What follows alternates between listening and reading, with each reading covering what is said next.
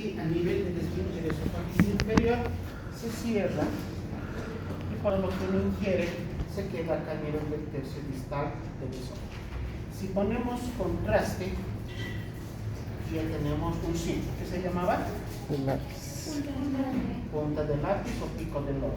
Y el signo de la punta del lápiz o del pico del oro nos indica el diagnóstico de una calasia completa, una calasia total. En cambio, si se veía una pequeña filita con la hilera delgadita de contraste que pasa, ¿ese es el signo? De la cola del ratón, ¿no? De la cola del ratón. Y ese dato nos indica una calasia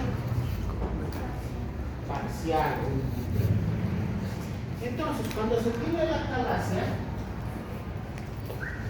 ¿cuál es el tratamiento? La introducción de un balón dilatador a nivel del esfínter. Entra, esta es la calasia, entra el balón dilatador, se lo infla y trata de abrir la calasia. Se puede lograr un efecto positivo, pero es temporal porque posteriormente puede volver a cerrarse. Pero ese es el tratamiento actual que se tiene para la calasia.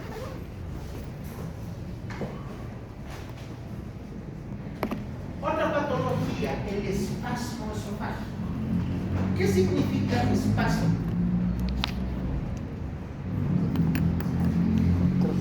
Movimiento espasmódico. ¿Qué es? ¿Contracción de qué? Contracción de la musculatura lisa. Ese es un espasmo. No vamos a... podemos tener espasmo por contracción de musculatura lisa a nivel del aparato digestivo. Hay también espasmos de músculos estriados, pero no es el tema. El espasmo esofágico entonces es una patología donde se produce contracción brusca. Como contracción brusca de la vesícula en un caso de una colecistitis, acá tenemos contracción brusca de la musculatura del esófago. ¿Qué va a producir? Dolor a nivel de zona retroesternal. Acá atrás del esternón ahí te duele, un dolor muy intenso que se exacerba, o más bien que empieza con la deglución. ¿Recuerdan lo que les decía? El alimento va a pasar de la boca al estómago no solo por la gravedad, no solo por acción de la gravedad, sino por la contracción espasmódica del esófago. Tiene movimiento peristalto. Ese movimiento es exagerado, la contracción es exagerada a tal punto que puede producir inclusive disminución importante de la luz esofágica. Por eso se produce dolor. También va a haber como síntomas disfagia transitoria, no es una disfagia permanente. ¿Qué es la disfagia?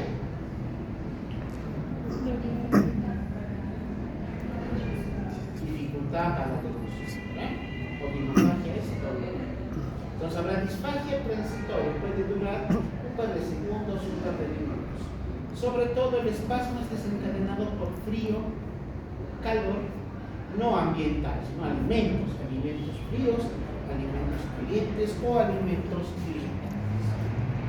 El diagnóstico es de difícil realización porque los episodios son aislados. El paciente te va a decir: doctor, anoche después de cenar me he tomado un cafecito caliente, estaba haciendo frío, he sentido dolor acá. O sea, el síntoma es dolor torácico, dolor en zona torácica anterior. Las posibilidades son múltiples. Llegar al diagnóstico directamente de un espasmo esofágico es muy difícil a menos que estemos con el paciente al momento que le venga la contracción de la musculatura. Pero al haber aumento de la contracción, estamos indicando que va a haber también aumento de presión. Se contrae el esófago y al igual que la calasia, eso va a producir un aumento de presión dentro de toda la luz del esófago, lo cual se puede llegar a colaborar con una manometría. ¿Qué medía la manometría?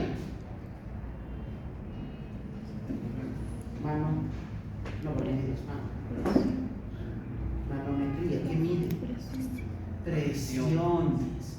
Entonces la manometría sería ideal realizarla durante el episodio de dolor para así determinar la magnitud del aumento de presión dentro del esófago. Tratamiento, administración de nitratos. ¿Los conocen a los nitratos?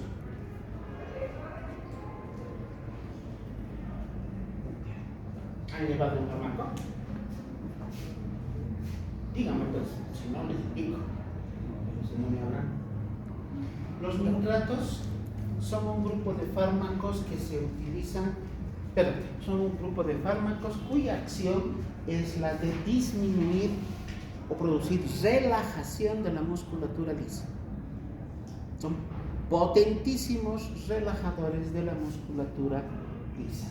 Pero no vamos a utilizar nitratos, por ejemplo, para la contracción de la vesícula o para el dolor que se produce por contracción de tiene una acción específica sobre la musculatura de los vasos sanguíneos. Entonces, cuando hay vasoconstricción muy importante, muy severa, se dan nitratos para producir vasodilatación. ¿Qué patología creen que es entonces la ideal para hacer tratamiento con nitratos? Angina de pecho. Las anginas, ¿no? Los nitratos son tratamiento de la isquemia miocárdica, cuando hay hipercontracción o aumento de la contracción de los vasos coronarios. Pero también tiene acción sobre la musculatura lisa, sobre todo a nivel del esófago. Entonces, podemos usar nitratos. Estos nitratos van a relajar la musculatura que se ha contraído y por lo tanto el espasmo puede ser controlado. Otra patología similar, el esófago en cascanueces, lo que habíamos mencionado en la anterior clase como nutcracker, cascanueces. Este es el cascanueces, este aparatito.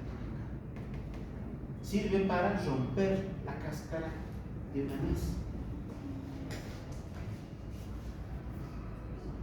En esta patología, el esófago en cascanueces, se produce una contracción similar a la del espasmo esofágico, pero mucho más severa,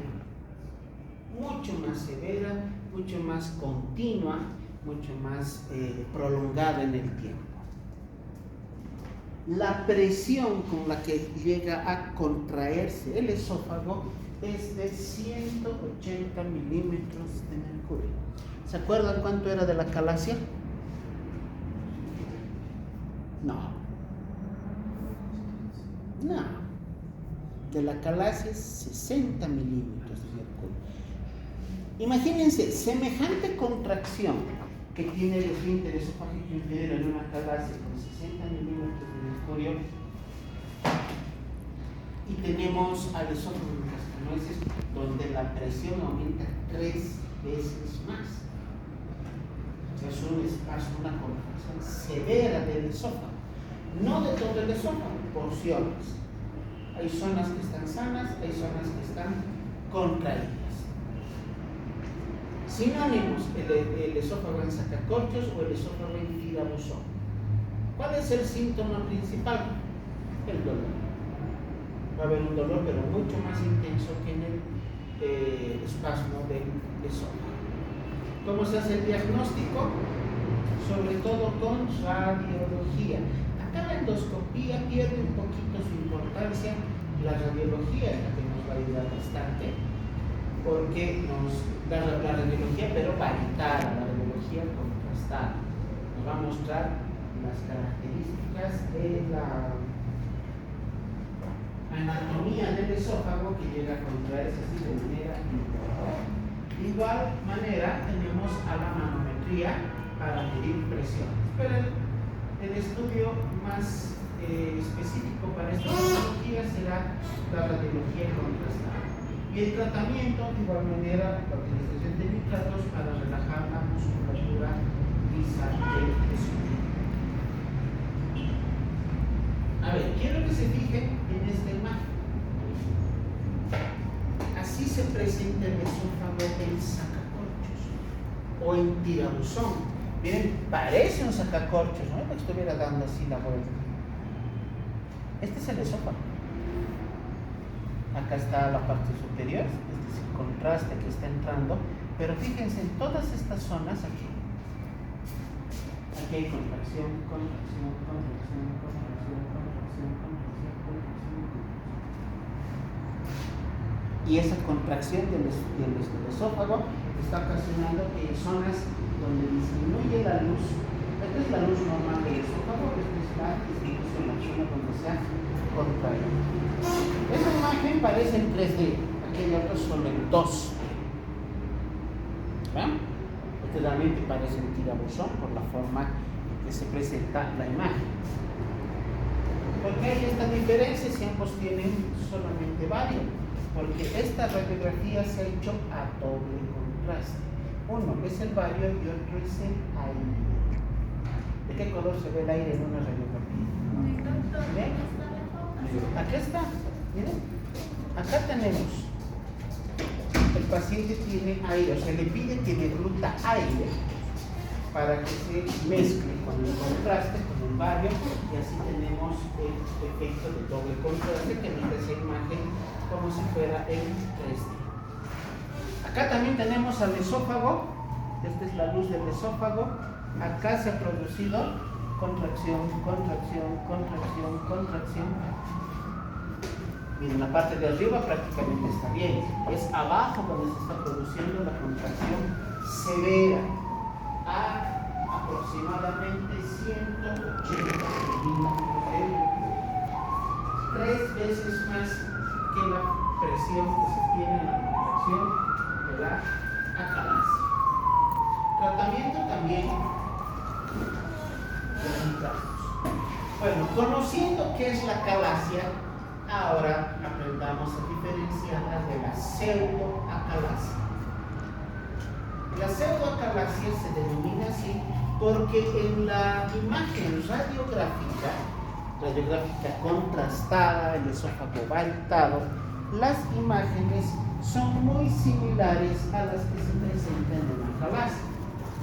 Fácil de confundir para la persona que no tiene el conocimiento correcto de la patología. O sea, vamos a encontrar el signo de la punta del lápiz y vamos a encontrar también el signo de la cola del ratón. Pero el origen de la pseudoacalasia no es el cierre de epicardias, es un cáncer. Cáncer que se presenta a nivel del tercio distal del esófago o cáncer de estómago. Acá vamos a ver las diferencias. Esta de acá es una acalasia. Esta de acá es una pseudoacalasia. ¿Se parecen las imágenes?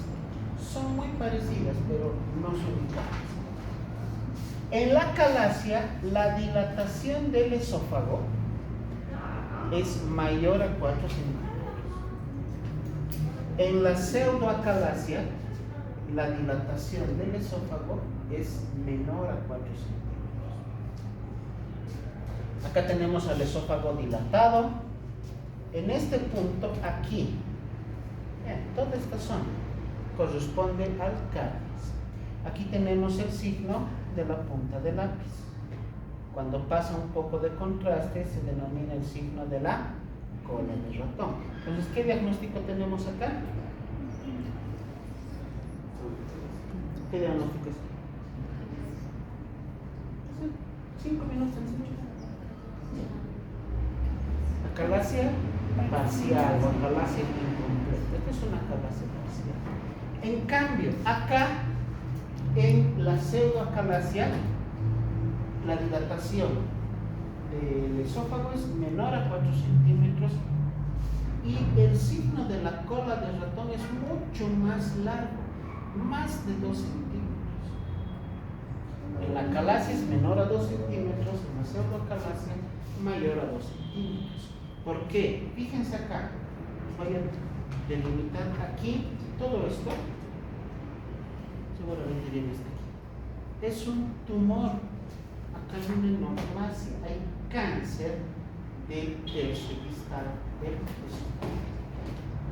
Entonces, un cáncer a nivel del esófago en su tercio distal o cáncer del cuerpo del estómago nos puede llegar a producir esta imagen de la pseudocalasia.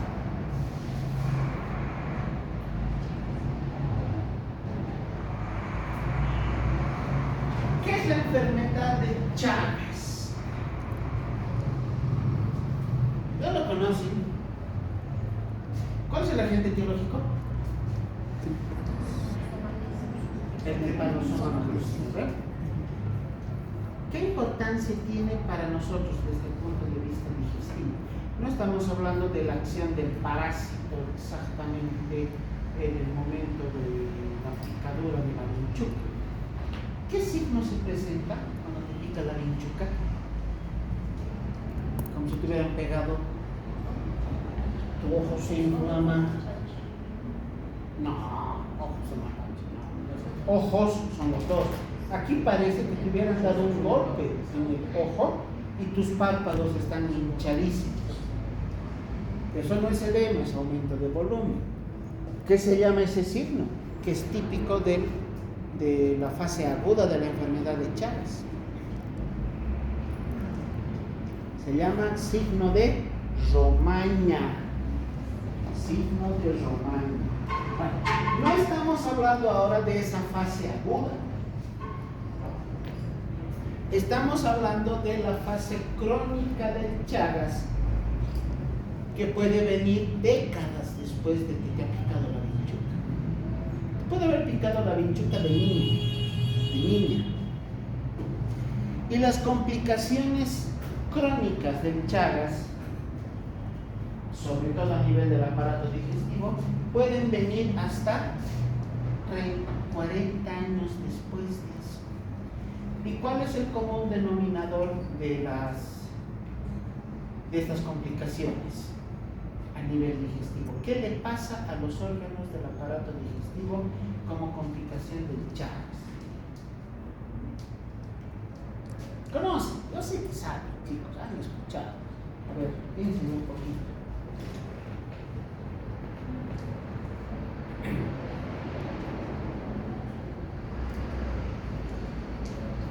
Las complicaciones se caracterizan por el crecimiento de las vísceras, se llama megavísceras. El más conocido de todos.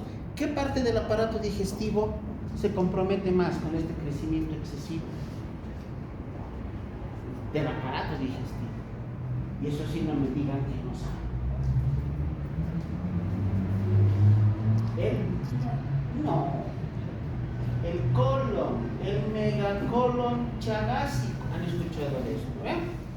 El megacolon chagásico.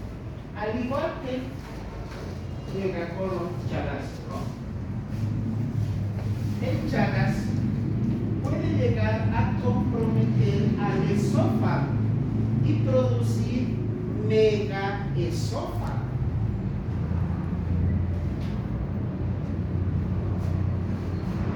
Esto se produce a nivel de estómago, a nivel de esófago, a nivel de colon, sobre todo de colon, por lesión del plexo nigrotérico que es el que inerva a la musculatura lisa del aparato digestivo.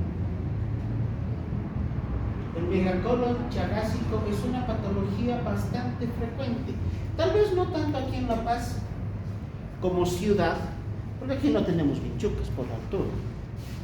Pero en zonas más bajas como los Yungas, que no queda muy lejos, o en departamentos como Potosí, la zona de los valles de Potosí, Cochabamba, Chuquisaca, Tarija, hay una gran cantidad de vinchucas y ahí se puede llegar a presentar la enfermedad de Chagas como tal y posteriormente lo que es la complicación crónica es el megaesófago chagásico, que como vemos se va a caracterizar por una dilatación generalizada del esófago.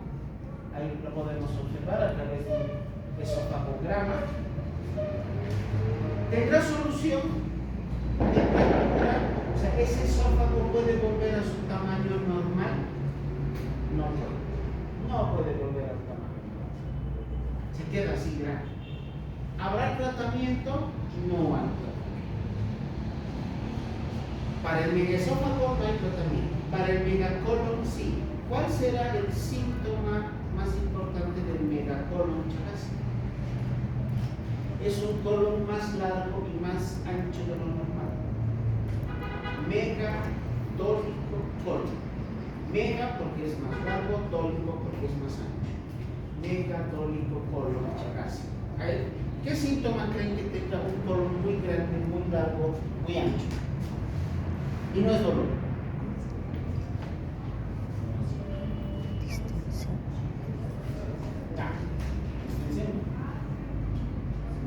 El síntoma es estreñimiento.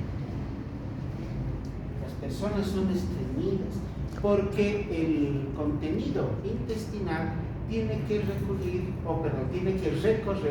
un trayecto mucho más largo. Situación idéntica a la que sí se presenta en la fase megacolon, pero ya no de origen chagásico. Megacolon de altura. Chicos, la primera causa de estreñimiento en la altura, no solo en La Paz, cualquier ciudad de altura, es el megacolon de altura. Todos los que hemos nacido y vivimos en la altura tenemos la gran probabilidad de desarrollar este megacolon de altura. Así que la primera causa de estreñimiento será el megacolon. Tratamiento para el megacolon, ya sea de altura o chagásico. Miren, fíjense acá, ¿cómo va el colon? Ascendente, transverso, descendente, hacia sigmoides, ¿no ven? ¿Qué pasa en un megacolon? Viene el ascendente, sobre todo el transverso, baja, vuelve a subir, puede dar una vuelta y luego recién llegar a ser descendente. ¿Qué se hace en el tratamiento? Todo ese pedazo de intestino grueso que sobra, se saca.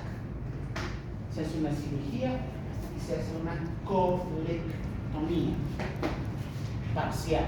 Se saca parte del colon que está de más, el colon que está en exceso. En un megacolon por Chagas se hace lo mismo, pero en el esófago por Chagas, el megaesófago por Chagas, no podemos hacer ese tratamiento porque no podemos sacar el esófago grande. O sea, la solución ¿cuál sería? Sacar todo el esófago y colocar una prótesis. Pero muchas veces ese tratamiento no llega a tener el efecto necesario, bueno, como se dice, viendo riesgo-beneficio. A ver, acuérdense de esto, chicos, en serio, acuérdense de la lámina que están viendo. Esclerosis sistémica progresiva. ¿La conocen esta patología? ¿Han escuchado hablar de esta enfermedad? La esclerosis sistémica progresiva. ¿No? ¿Qué es esclerosis? ¿Qué entienden por esclerosis? Es endurecimiento. Esta esclerosis es una patología que se caracteriza por un endurecimiento progresivo de todos los órganos del cuerpo.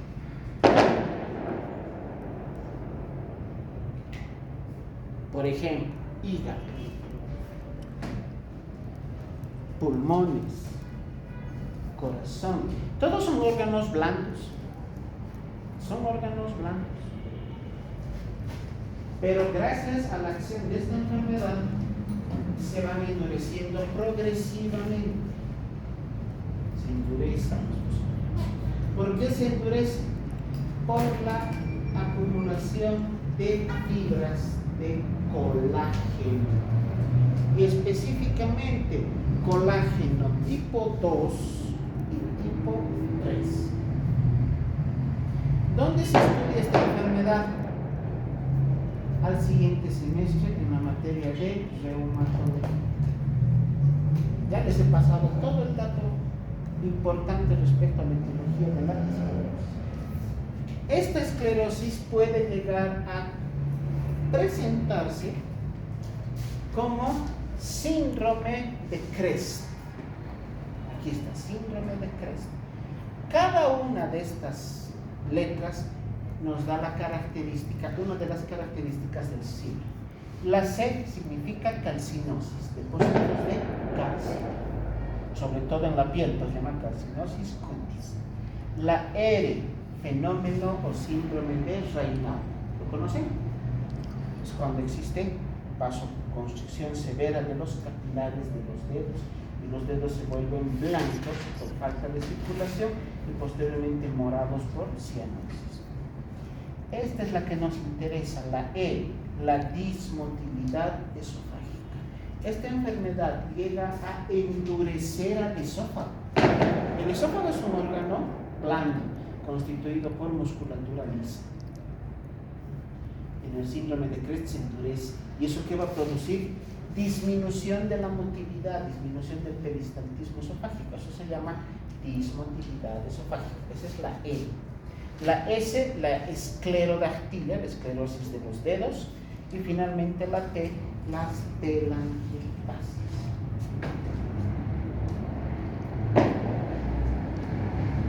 Entonces, ¿qué compromiso tiene el esófago secundario a la esclerosis sistémica progresiva?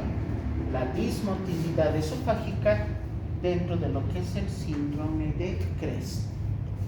¿Por qué les digo acuérdense de esto? Porque a todos les enseño de esta manera y en noveno cuando llevamos a enfermedades de esófago les vuelvo a preguntar esto. La otra vez les he dicho a los chicos en noveno. ¿Se acuerdan cuando les he enseñado en sexto lo que es el síndrome de Crest? No se acuerdan. Están pensando más en comandos.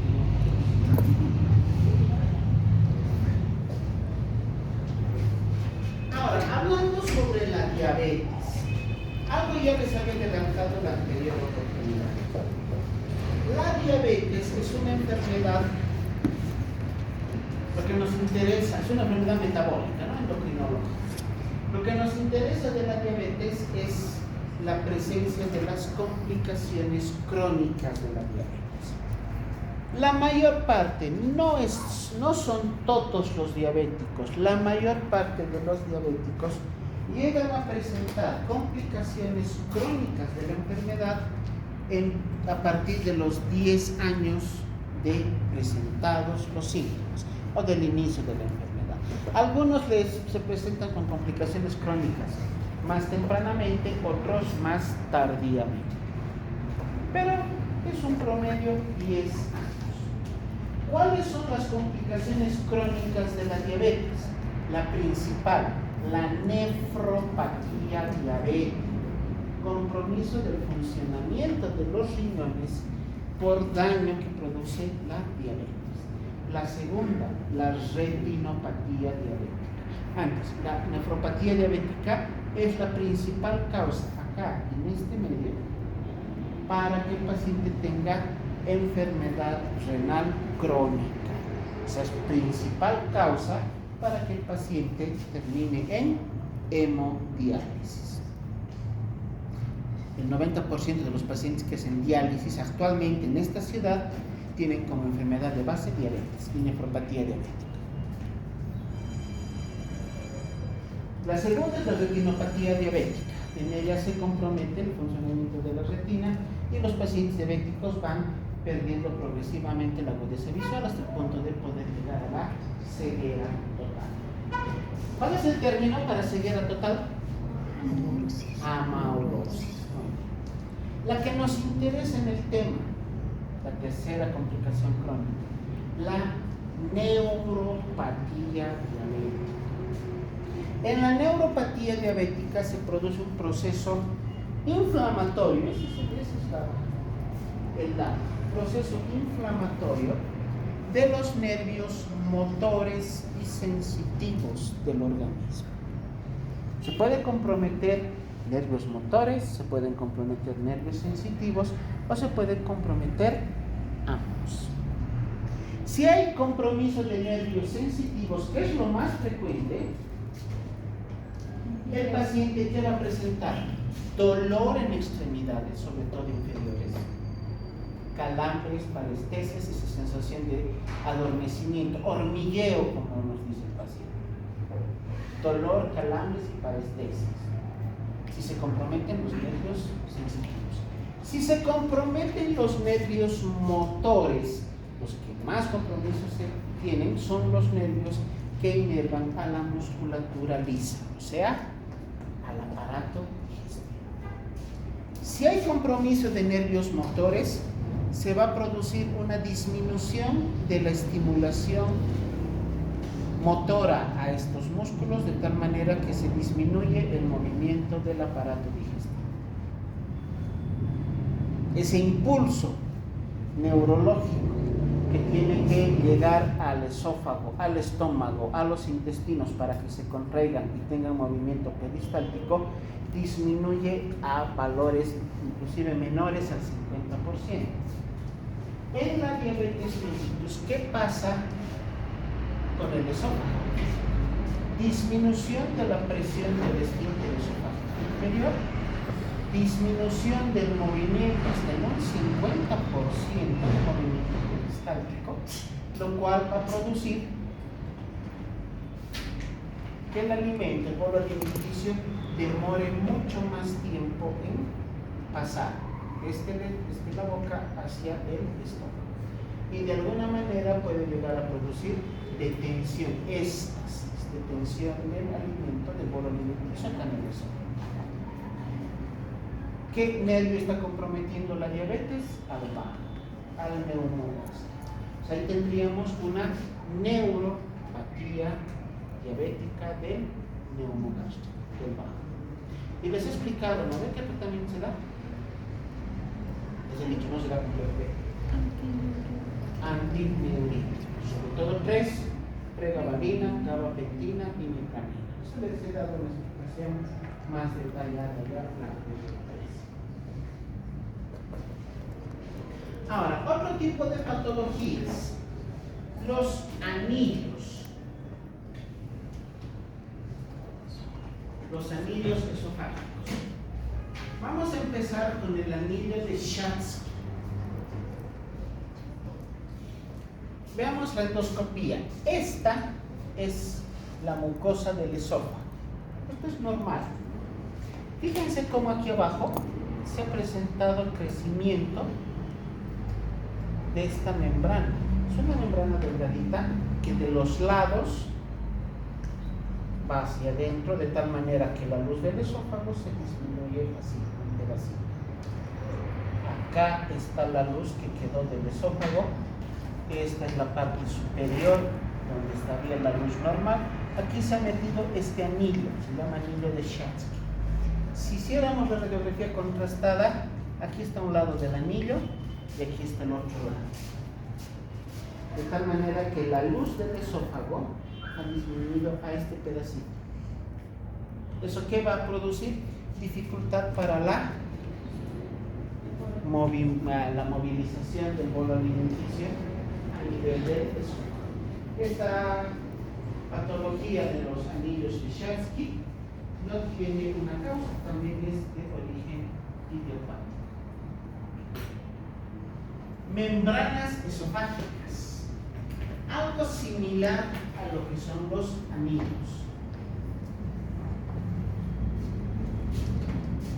Aquí tenemos un esófago contrastado de frente y de perfil. Acá se ve mejor.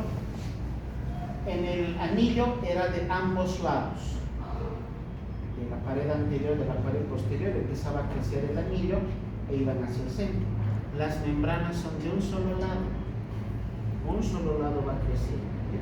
Entonces justo la flechita, esta manchita negra acá es la membrana esofágica, que se la ve de vista anterior posterior. La diferencia entre anillo y membrana es que el anillo parte, es un crecimiento anormal, patológico, de tejido fibroso de ambas paredes del esófago hacia el centro. En cambio, las membranas solamente es de un lado. La presencia de membranas llega a presentarse como un síndrome, se llama el síndrome de Plummer-Vinson. Aquí está el nombre. Plummer-Vinson, o también se llama Peterson-Kelly, cualquiera de los dos nombres. Plummer-Vinson o Peterson-Kelly. Son de causa congénita, la persona ya nace con este anillo, con esta membrana, que llega a comprometer el tercio superior o el tercio medio del esófago. Sintomatología: disfagia a sólidos. Riesgo de cáncer. Hay un gran riesgo de que esta membrana que uno tiene desde que ha nacido, en algún punto de la vida pueda llegar a derivar en cáncer esofágico. Y dice que se puede asociar con anemia ferropena. ¿Por qué?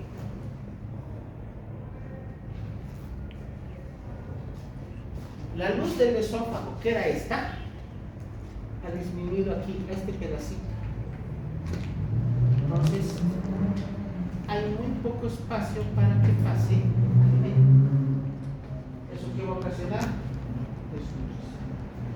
Si la persona no se alimenta adecuadamente, porque además llega el alimento acá y la mayor parte vuelve hacia afuera, como regurgitación. Esto es regurgitación, porque no llega al estómago, no es vómito.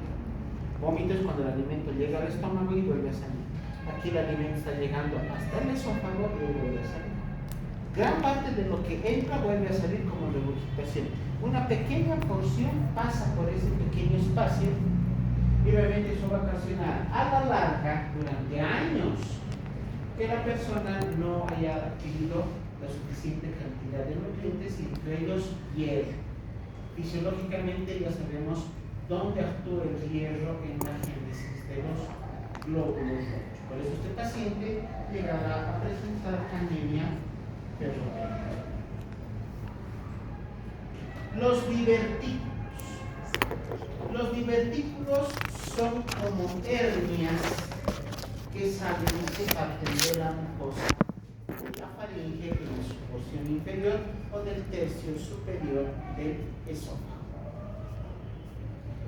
El más conocido de todos ellos es el divertículo de Sen. Acá lo vamos a apreciar de mejor manera con esta imagen.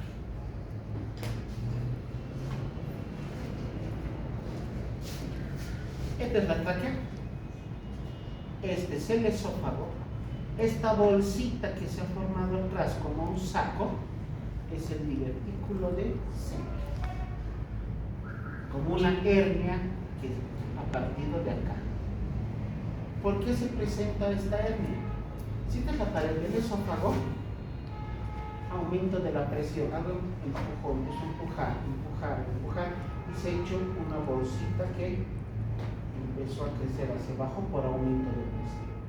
¿Qué creen que pase con el alimento que no deglute? En lugar de irse al esófago, se entra aquí, porque esto es mucho más ancho que la luz del esófago. Entonces comes y lo que deglutes se entra aquí y se va a llenar. ¿Qué síntomas tendrá el paciente? Regurgitación de alimentos, disfagia y sobre todo halitosis. ¿Qué es la halitosis? Mal aliento. Porque en términos vulgares, entra el alimento aquí y se fermenta por la acción de las bacterias o el proceso de descomposición, lo que produce el mal aliento.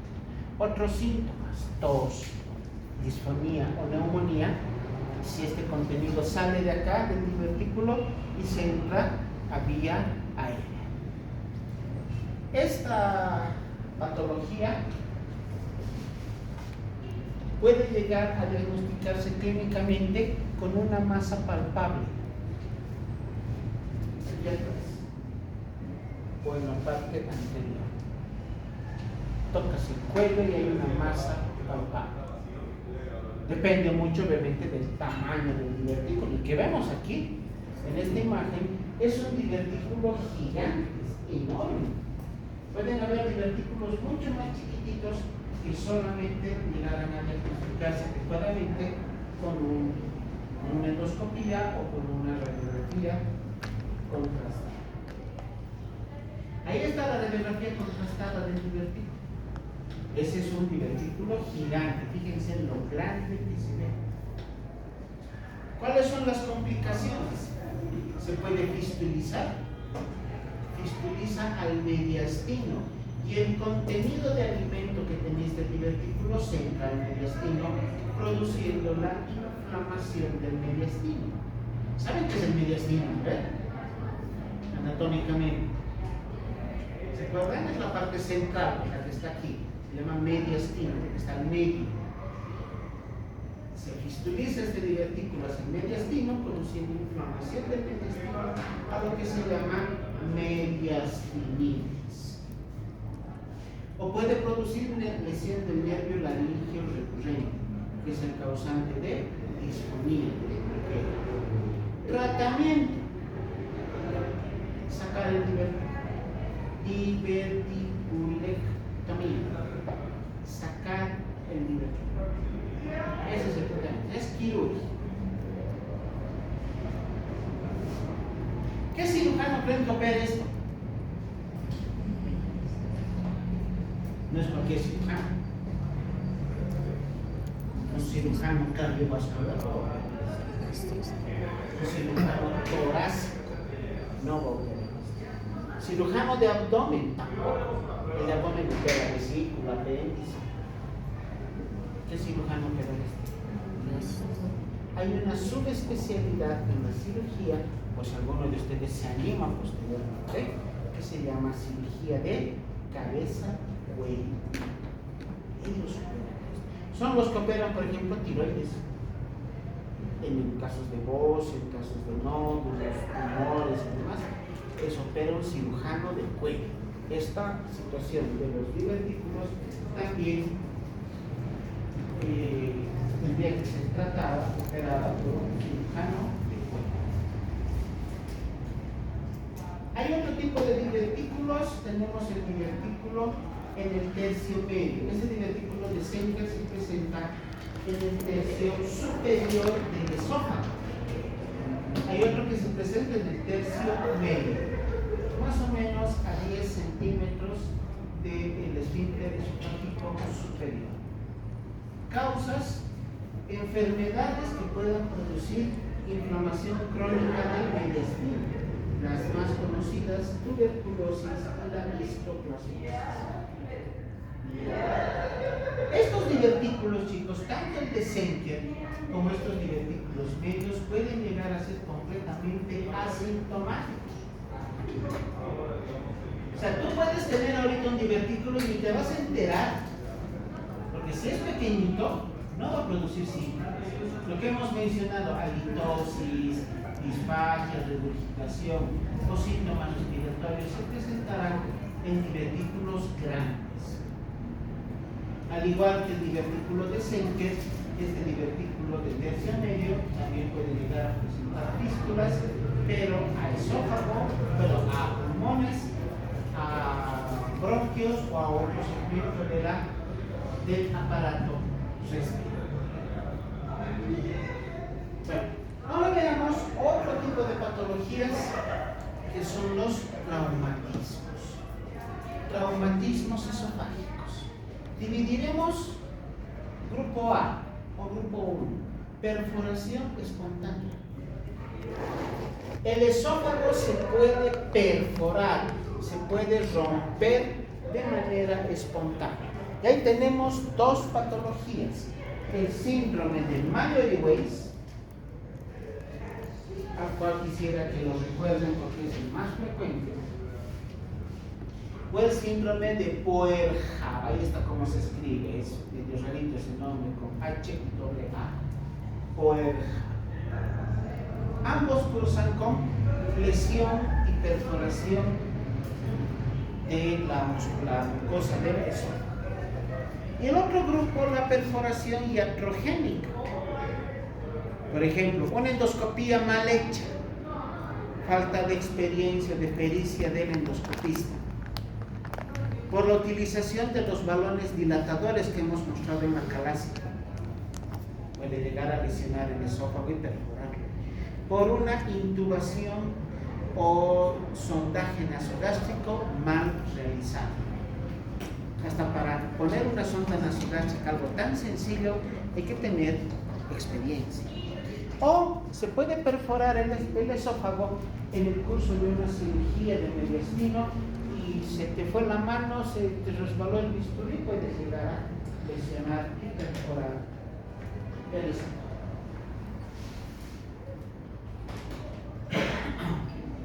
El síndrome de Mallory-Weiss, la enfermedad de Mallory-Weiss, es una patología que se caracteriza por desgarro de la mucosa del tercio distal del esófago.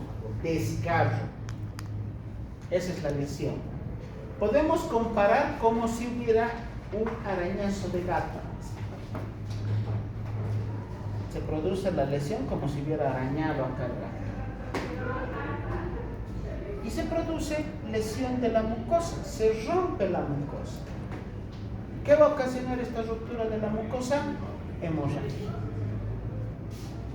Aquí vemos una endoscopía donde acá, fíjense esto chicos, acá está la lesión, donde está el Mallory-Weiss, y de ahí empezó a sangrar.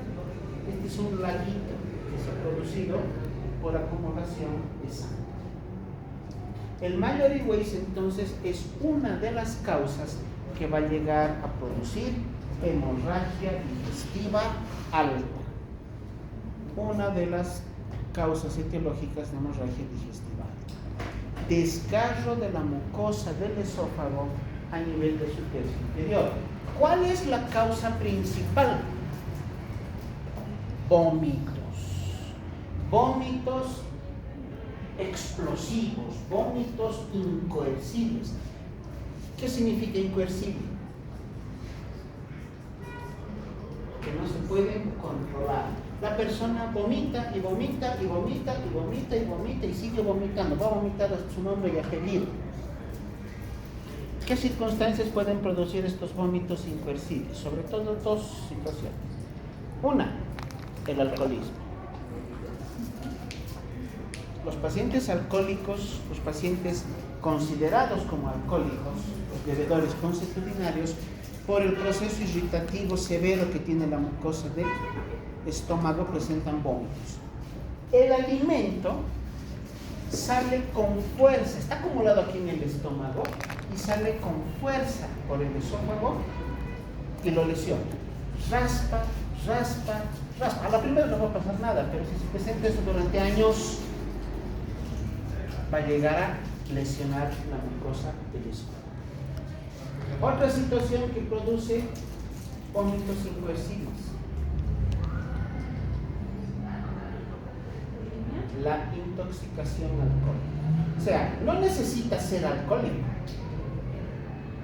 Si empiezas a farrear desde esta noche, que es comadres, y te recoges el próximo miércoles después de carnaval, te puede dar Mallory-Weiss.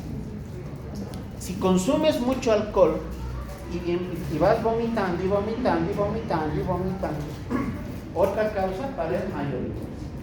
Pero hay una más, digamos más común: el embarazo.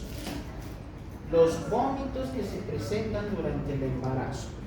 Sabemos que los vómitos durante la gestación se presentan sobre todo en los 3 primeros meses y sobre todo cuando es tu primer hijo. Eso es normal, eso es fisiológico. Es normal que una mujer vomite durante los 3 primeros meses de su embarazo, hasta por sentir el olor de su perfume, hasta por lavarse los dientes, el sabor a la pasta dental puede producirte los vómitos. O sea, las causas son muy. Pero hay una situación patológica donde la mujer de los 9 meses se pasa más del 50% vomitando. por lo menos 4 meses de vómitos, más, 5 meses de vómitos. A esa situación se llama hiperemesis gravídica. La hiperemesis gravídica. Hiperemesis, emesis es vómito, ¿eh? Hiperemesis, gran cantidad de vómito, gravídica, gravidez es embarazo. Esta hiperemesis gravídica, la mayor parte de las veces, obliga a que la mujer embarazada se interne, se hospitalice para controlar los vómitos. Pero déjenla vomitar, que no va a pasar nada. Para que la persona vomite, ¿qué tiene que pasar dentro del abdomen? Un proceso fisiopatológico. Contracción, pero esa contracción secundaria ¿a qué? Aumento de presión intraabdominal. Tiene que aumentar la presión acá adentro. Para que vomites, aumenta esta presión y eso hace que salga el alimento del estómago. Si aumenta la presión intraabdominal en una embarazada, ¿qué puede pasar? ¿Qué puede pasar? Si está embarazada, por arriba se sale el alimento, por abajo se sale el bebé. Porque se están contrayendo aquí los músculos. Aumenta la presión dentro del abdomen, eso va a producir aumento de presión dentro del útero y la musculatura lisa del útero puede empezar a contraerse antes de tiempo. Eso puede ser causa de aborto antes de las 20 semanas o de parto prematuro después de las 20 semanas. Por eso una mujer con hiperemesis gravídica debe hospitalizarse para garantizar el bienestar y la sobrevida del producto. Muy bien, entonces, sí, dime. ¿Y en pacientes que son bulímicos? Los bulímicos. Depende mucho de la severidad de la bulimia. Hay personas que tienen bulimias leves, donde el hecho de provocarse el vómito es ocasional. Pero hay personas que tienen bulimia severa, donde comen gran cantidad de alimento e inmediatamente se estimulan el vómito, ¿no? Estimulando la faringe, estimulando la úvula con el reflejo faríngeo, el reflejo nauseoso. Esos pacientes con bulimia pueden llegar a tener también mayoriguez. Pero, como decías hace un rato, no es que por un vómito te da mayoriguez, tiene que ser múltiples vómitos durante un lapso largo de tiempo. Bueno, entonces chicos, si en algún momento les preguntan ¿qué patología esofágica se puede presentar por hiperemesis en una mujer embarazada? ¿Qué responden? Síndrome de Mayo-Rivers. ¿Qué patología se puede presentar en el esófago por hiperemesis en un enolista crónico? Síndrome de Mayo-Rivers. Son las causas más frecuentes. La intoxicación alcohólica, no crean que es chiste, puede suceder. Y empezando desde el día. Es que hoy empiezan los festejos, ¿no? De carnaval. ¿Han escuchado los pegados, los juguetillos en todo lado? ¿Les han regalado canastitas? ¿Nadie? Chicos, qué barbaridad, qué mágicas son. Pero les pregunto, chicos, ¿a ustedes les han regalado el jueves? Entonces, ¿cómo quieren que les regalen, pues? La tradición es que las mujeres regalen la canastita al varón el jueves de compadres. ¿Qué tiene esa canastita? Uvas, duraznos, la tradición de Tarija, ¿no? Uvas, duraznos, zapallo, unas masitas y una bebida, que usualmente es una lata de cerveza.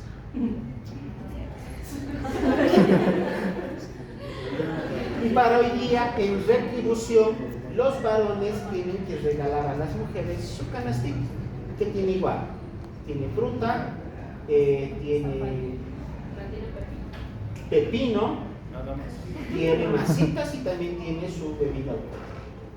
Eso es aquí en el altiplano, porque en Tarija se regalan entre mujeres, tú eres la comadre. Hoy día es cuando nombras a tu amiga, a tu conocida, a tu vecina, comadre, para bautizar a su hijo, para ser madrina de matrimonio, madrina de promoción, qué sé yo. Hoy día se hace ese nombramiento. Entonces, si no les han regalado nada a ustedes, es porque ustedes no les han regalado nada a sus compañeros. Es que así no explica, doctor, no sabemos. ¿No sabía? Esa tradición es bien arraigada acá en Carnaval. Los bolivianos no nos han explicado, doctor. Y tantos años que están aquí. Pero no nos Tantos han carnavales que han pasado aquí y nunca les han explicado. No, doctor. Qué barbaridad. Acabo de explicar mis tiempos. Sí. Para el año, doctor. Para el año. Al año. Yo les puedo enseñar otras tradiciones que acá, si es que no les enseño. Bueno, acá tenemos. A ver, esto es una endoscopía. La imagen está un poquito borrosa. Esta zona amarilla que vemos aquí es donde estaba un mayorías. Estaba. ¿Por qué es más amarillo que el resto? Una cicatriz. Está ya en proceso de cicatrización. No ha cicatrizado por completo. Porque fíjense, acá arribita todavía hay sangre. ¿Se nota? ¿No ve? Todavía hay sangre. Está en proceso de cicatrización. Es una misma imagen que se ve en las úlceras de estómago. ¿Por qué se ve así amarillo? Porque para que una úlcera cierre, porque esto es una úlcera pequeñita, el mayoría es una úlcera pequeña, se cubre de una capa de fibrina. Una capa de fibrina cubre la herida, cubre la úlcera, y por debajo de la capa de fibrina empieza a regenerar el tejido nuevo. Es como una impresora en 3D, de abajo hacia arriba se va formando capas de células. Cuando termina de completarse el cierre de la lesión, esto, como cualquier costra, se sale. Así se ve ya cuando está en un proceso final de recuperación. La otra situación por perforación del estómago, del esófago, se llama síndrome de Boerhaave. ¿Cuál es la etiología? La misma que el Mallory-Weiss, hiperemesis. Puede ser gravídica, puede ser hiperemesis por alcohólicos o en alcohólicos, o hiperemesis en una intoxicación alcohólica, o cualquier otra causa que produzca vómitos explosivos, vómitos abundantes que lesionen la mucosa del esófago. ¿Cuál es la diferencia? El Mallory-Weiss era un desgarro de la mucosa. El Boerhaave es perforación completa, se rompe la pared del esófago. Imagínense cómo tienen que ser los vómitos en cuanto a cantidad y sobre todo presión para que se tenga la lesión de ruptura y perforación del esófago. Entonces, el síndrome de Boerhaave se diferencia del Mallory-Weiss en que el Boerhaave es una perforación transmural, perforación de la pared del esófago. En cambio, el Mallory-Weiss solo es una laceración. Los dos cursan con la misma sintomatología: dolor, duele la canción externa. Es una herida, tiene todo el derecho de doler, pero ya sea el Mallory-Weiss como desgarro o el Boerhaave como perforación, ambos van a sangrar y ambos son causas etiológicas de hemorragia digestiva. Entonces, si les pregunto, ¿cuál es la principal complicación del síndrome de Mallory-Weiss? ¿Qué me responden?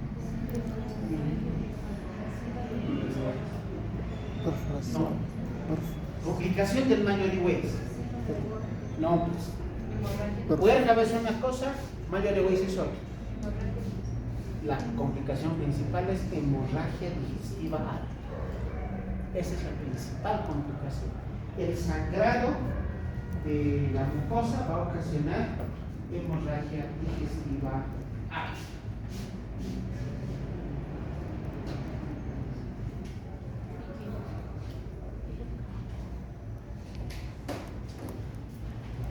Esta radiografía se estaba realizando, era un esófago contrastado, se estaba realizando para poder ver características anatómicas del esófago. ¿Qué ha pasado? Se le ha dado el contraste al paciente y había habido perforación. Y se ha salido acá el contraste. Y ha ocasionado derrame pleural. Se ha salido al mediastino. Esto es una tomografía. Lo negro son los pulmones. Lo blanco aquí es el contraste. Este es el contraste. Se ha entrado a la cavidad pleural el contraste. O sea, tenía perforación del esófago en su cara posterior con lesión de la pleura. Ese puerca era muy severo, a tal punto que se ha llenado de contraste la cavidad pleural. Este es un derrame pleural iatrogénico, porque se metió el contraste, pero secundario a un síndrome de Duerfo. Este paciente, ¿qué pasa si se queda el contraste ahí en la cavidad pleural? ¿Qué creen que pueda pasar?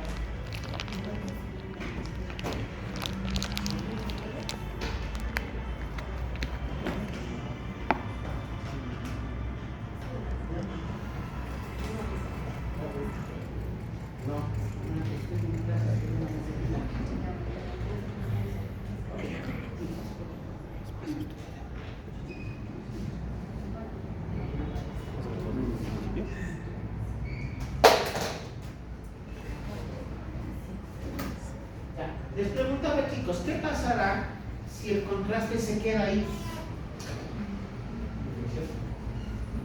Un proceso infeccioso severo.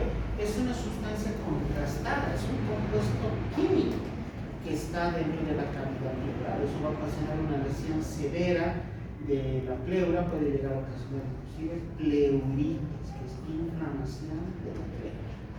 Bueno, este es un caso clínico, ¿no?, de un paciente diagnosticado con síndrome de Buerja. Otras circunstancias, traumatismos. ¿Qué creen que es eso? ¿Qué sería la imagen? ¿Qué es? Es una moneda. Es una moneda que el paciente ha deglutido. Miren, aquí está la moneda de perfil. Y esto que está aquí es la pincita que tiene el endoscopio. Un paciente se ha tragado una moneda, con el endoscopio con la pinza se lo agarra, se agarra la moneda y se la saca. El tratamiento no es nada difícil, siempre y cuando sepas manejar el endoscopio. Los traumatismos pueden ser por heridas penetrantes, secundarias a un trauma abdominal o la ingesta de cuerpos extraños. Este último es el más frecuente. Cuando te tragas una moneda, se queda aquí. Acá está la moneda. Difícilmente va a entrar más allá.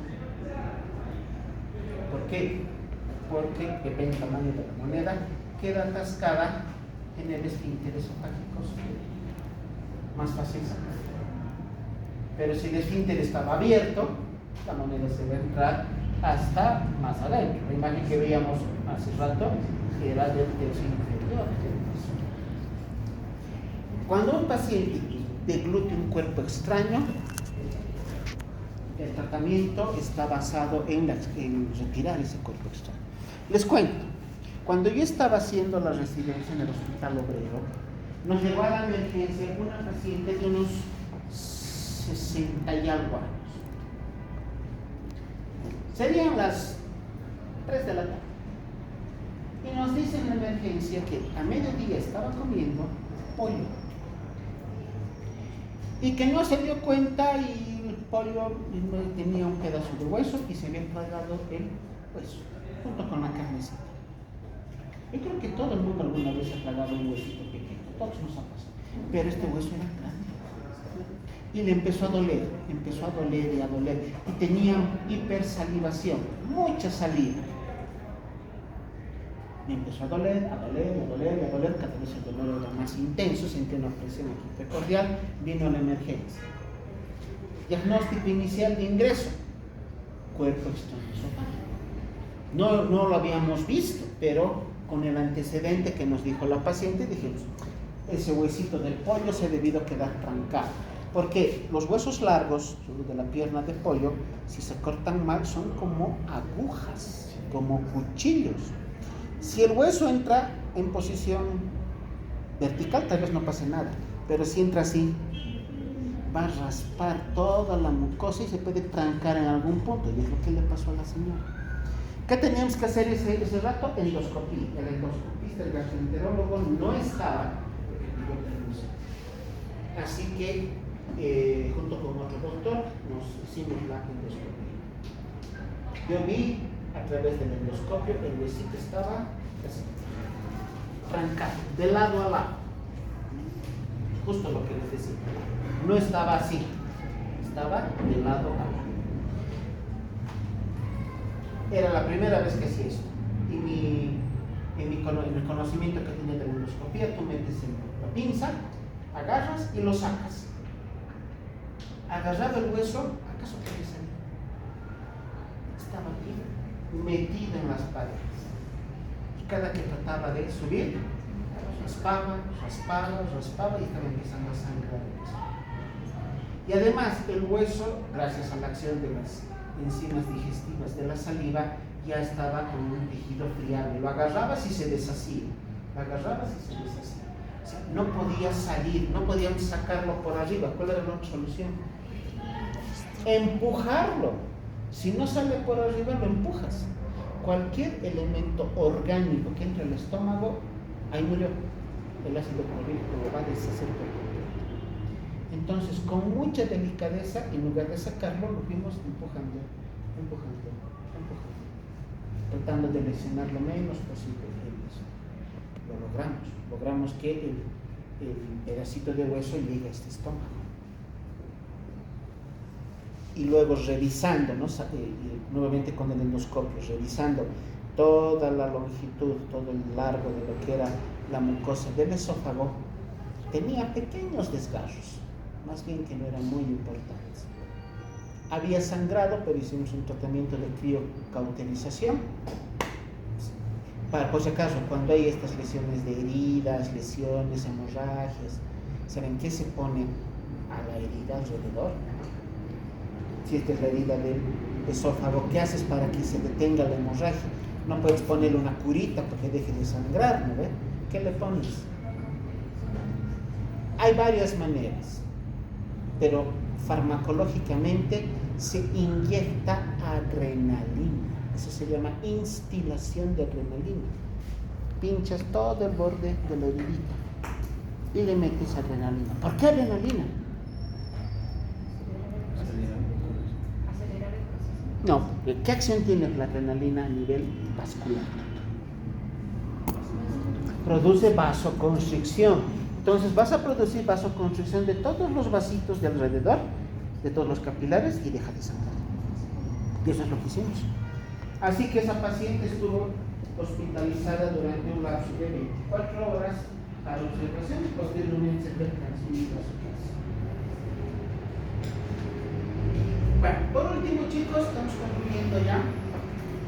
La presencia de disfagia, que ya sabemos que es para atribución. Regurgitación, la salida del alimento sin que haya llegado al estómago, más la presencia de cialorrea o tialismo, constituyen los componentes del síndrome esofágico. ¿Qué es cialorrea? Excesiva salivación. Excesiva salivación. Cialorrea o tialismo, que se escribe con P inicial, PT, tialismo. Cialorrea o tialismo son los sinónimos que significan hipersalivación.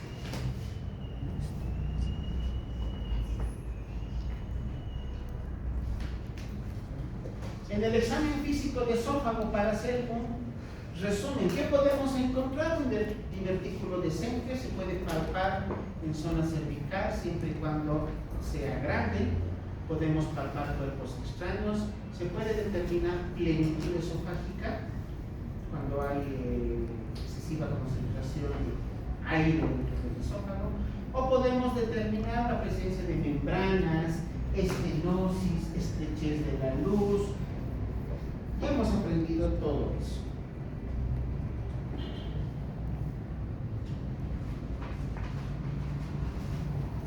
cáncer de esófago. Lesión obstructiva más importante del esófago.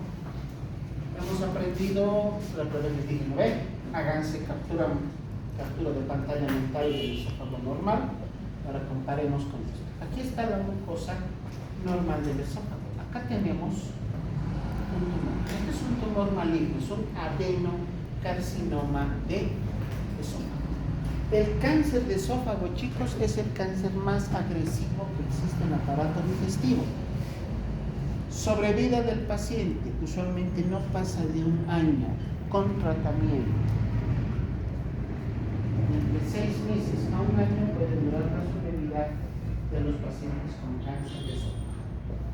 El diagnóstico, ¿cómo se realiza? Básicamente a través de una endoscopía. Haces la endoscopía, miras la lesión como está ahí, ¿y qué vas a hacer? Sacar un pedacito, tomas biopsia para determinar exactamente el tipo de cáncer. Y en base al resultado del estudio histopatológico, el oncólogo ya verá qué tipo de quimio o radioterapia le va a hacer. La medicina no es ciencia exacta, sabemos, así que como cualquier patología detectada oportunamente, el pronóstico también puede ser. ¿Hay pacientes que han sobrevivido con cáncer de esófago por muchos años? Sí, pero con un diagnóstico precoz. Como está ahí, ese es un cáncer terminal. Así tal cual están viendo, es un adenocarcinoma en fase terminal. Ahí sí que el paciente tendrá una sobrevida muy corta. Luego tenemos la hernia de hiato, que es una patología que compromete tanto al estómago como al tercio distal del esófago. Aquí está el esófago, aquí está el estómago, este es el diafragma. Esto es lo normal. ¿Qué pasa en la hernia? Se dilata el esfínter esofágico superior, de tal manera que parte del estómago pasa el diafragma y se entra al tórax. Aquí ya tenemos una hernia de hiato ya completa. ¿Cómo diagnosticas esto clínicamente? Clínicamente, porque obviamente con endoscopía, con radiografía contrastada se va a poder diagnosticar, pero clínicamente va a haber dolor. Pero ¿cómo sabes si el dolor es por hernia? ¿Cómo sabes si la pirosis es por la hernia? Puede ser pirosis por reflujo gastroesofágico, por eso.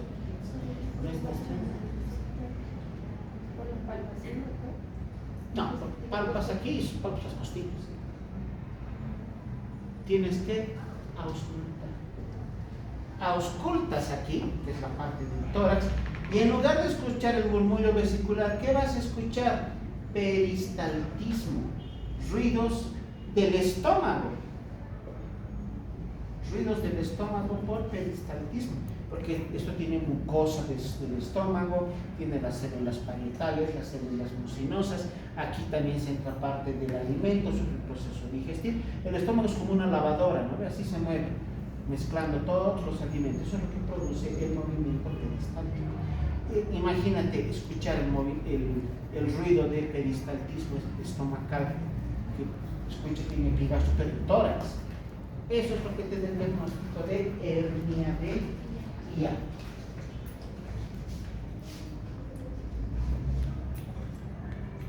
Y finalmente, la patología más grave, más severa que se tiene en el esófago, porque llega a comprometer la vida, mal pronóstico, varices esofágicas.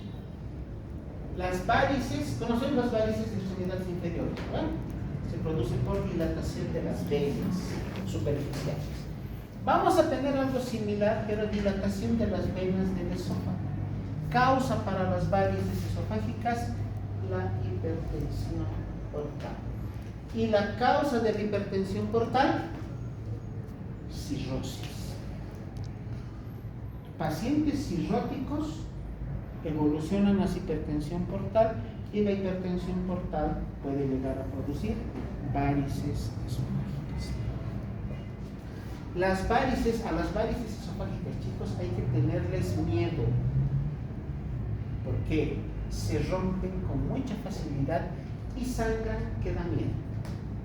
A las varices esofágicas se les da el denominativo de de sangrado apocalíptico, sangrado cataclísmico, para que te imagines lo grave que es este paciente. Si un paciente llega de emergencia con varices esofágicas, así como el de esta endoscopía, puede que ni te dé tiempo a tomarle la presión, se va a morir ahí. Por un shock hipovolémico severo, porque es como la fuente del Prado, así va a empezar a botar y botar y botar. Esta es endoscopía. ¿Ven algo? Comparemos a ver con una endoscopía normal que vimos al principio. Todo esto son burbujas de sangre. Todo es sangre, todo es sangre, todo es sangre. Estos pacientes tienen una probabilidad de fallecimiento muy grande ante la ruptura de varices esofágicas. Por eso también se mueren los alcohólicos. O sea, los alcohólicos se mueren por pancreatitis aguda, se mueren por Weiss, se pueden morir sobre todo por varices esofágicas. O sea, los alcohólicos tienen realmente un pronóstico muy reservado a mediano plazo. Aquí vemos algunas imágenes de varices. A ver, esta es la mucosa normal. Ahora fíjense esto, dilataciones de las venas. Son como cordones de plancha. Sí me dijo mi docente una vez. Te vas a imaginar como si fueran cordones de plancha. Dilatación de las venas. Aquí tenemos otro mucho más ancho, que una sola varice, mucho más ancho. Aquí tenemos varices, pero esta ya es de mal pronóstico. Sangre, sangre, sangre, sangre. Con las varices, solo con la deglución de los alimentos puedes llegar a romper la mucosa. O sea, por tomar agüita se puede romper la mucosa y puede sangrar. Aquí tenemos varices, sí, aquí también hay varices. Y esta figurita de aquí al medio, chicos, nos indica las características del síndrome de hipertensión portal. ¿Cómo diagnosticaría el síndrome de hipertensión portal? ¿Qué es la hipertensión portal? El aumento de presión dentro de la vena porta. ¿Cuál es la vena porta? Esta de acá, la que lleva la sangre de todo el aparato digestivo hacia el hígado. Tiene que pasar por el hígado para luego recién salir a la vena cava. Aumenta la presión dentro de esa vena y es como si se produjera un bloqueo, obstrucción a la circulación, y por lo tanto la sangre que tenía que venir y entrar a la vena porta no puede hacerlo. ¿Y qué hace? Vuelve al lugar de donde viene. Cuando les hago esta pregunta, sí, les he hecho esta pregunta. Hay un tema en noveno que es varios temas relacionados a patología. Y una de las enfermedades que estudiamos a detalle es cirrosis. Y hay que hablar obligatoriamente de la hipertensión portal. Y les pregunto a los chicos de noveno, ¿cómo se diagnostica hipertensión portal? ¿Qué me responden? Con una ecografía Doppler. Sí, se puede. Haces una ecografía Doppler para ver el movimiento de la sangre. La ecografía Doppler te muestra el movimiento de la sangre en arterias o venas. Para eso sirve una Doppler. Pero decir, clínicamente, ¿cómo determinas que hay hipertensión portal? No se acuerdan. Les voy a decir lo mismo a ustedes. Les enseño hoy día y espero que en 3 semestres no se olviden. La hipertensión portal tiene 4 características clínicas. Puedes diagnosticar clínicamente una hipertensión portal. Para que te acuerdes, esto quiero que me miren, chicos, porque si no se van a olvidar. Miren, para que te acuerdes las características que tiene la hipertensión portal. Yo soy el hígado, perdón, yo soy el estómago, todo mi cuerpo es el estómago, ¿ya? Hay 4 características. Tienes algo a tu derecha, tienes algo a tu izquierda, tienes algo arriba de ti y tienes algo delante de ti. Esas son las 4 características de la hipertensión portal, siendo tú el estómago. ¿Qué hay a tu derecha? Hepatomegalia. ¿Qué hay a tu izquierda? Esplenomegalia. ¿Qué hay hacia arriba? Varices esofágicas. ¿Y qué hay hacia adelante? Circulación colateral en cabeza de Medusa, que ya conocen. Esa es la manera de diagnosticar clínicamente un síndrome de hipertensión portal, con hepatomegalia, esplenomegalia, varices esofágicas y la circulación colateral en cabeza venosa. Recientemente he estado atendiendo a un paciente con cirrosis no alcohólica. Hasta el momento el diagnóstico final que se llegó era una cirrosis autoinmune. Tiene todas las características de una cirrosis, pero este paciente no es alcohólico. Como todos echamos sus cuentos alguna vez, pero no era alcohólico. Tiene hipertensión portal, tiene hepatomegalia, tiene esplenomegalia, tiene varices esofágicas. Lo que no tiene es circulación colateral en cabeza venosa. Y en otra oportunidad les hice esta misma pregunta a los estudiantes de internado en el hospital y les dije: este paciente tiene hipertensión portal. ¿Están seguros? Sí. ¿Cuáles son las características de la hipertensión portal? Sabía. Doctor, tiene hepatomegalia, tiene esplenomegalia, tiene varices. Muy bien. ¿Están seguros? Sí. ¿Hay hepatomegalia? Sí, doctor. ¿Hay? ¿Qué maniobras has hecho? Maniobras para determinar hepatomegalia. No sabía. O sea, me la estaban charlando. ¿Por qué? Porque han visto en la ecografía que había hepatomegalia. ¿Han revisado al paciente? Sí. ¿Han encontrado hepatomegalia? Palpando, sí. ¿Qué maniobras has hecho? Ahí está, hasta ahí llega. Lo mismo con vaso. ¿Cómo has determinado que hay esplenomegalia? ¿Qué maniobra de vaso has hecho? Chicos, para algo se les enseña. Sé que en algún momento esto a ustedes les va a servir. En algún momento les van a preguntar eso. Puede ser pregunta de tu examen final de internado. Así que pongan nomás el interés necesario a lo que se les está indicando. ¿Ya? Muy bien. Nada más, chicos. Diviértanse sanamente. Nos vemos el próximo jueves directamente para el examen. El jueves es examen. Entonces, como cualquier otro examen que hemos dado, van a preparar filitas.